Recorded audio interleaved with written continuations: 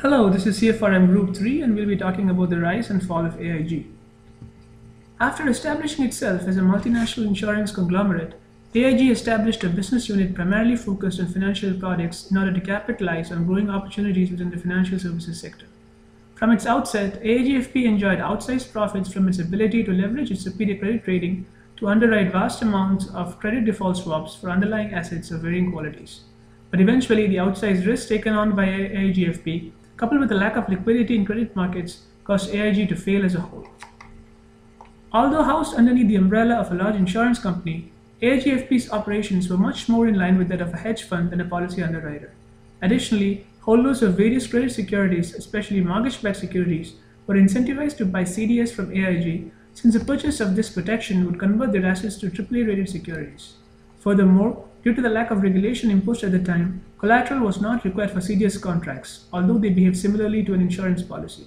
Consequently, AIGFP vastly underestimated its risk exposure, and AIG as a whole was taking on firm-wide systematic risk, which it did not understand or foresee. The Dodd-Frank Act proposes solutions that could deter or minimize the issues that triggered AIG's failure. For example, entities such as AIGFP would not exist under AIG, since Dodd-Frank requires a spin-off of high-risk trading operations. It also vests regulators with the power to impose extra capital requirements and wind down institutions if needs be. Further, the bill provides a framework of Federal Insurance Office, which would monitor all aspects of the insurance industry.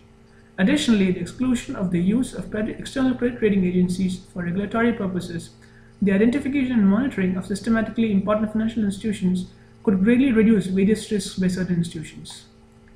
Basel III, on the other hand, being a regulatory framework created for banks, is unsuitable for insurance companies.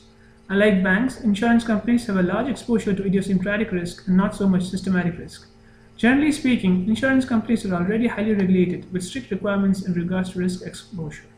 Since insurance companies have several different business models, risk exposures, and capital needs, Basel III would not directly address issues that led to the failure of AIG.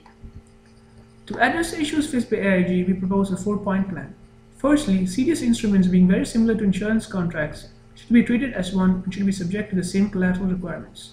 One of the major factors that allowed such a big risk to materialize was the lack of coordination between various national regulatory bodies and the lack of consistency in regulations.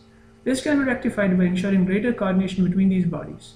Further, CDS should be standardized to the extent possible to facilitate a greater volume of trading on exchanges, which will increase transparency.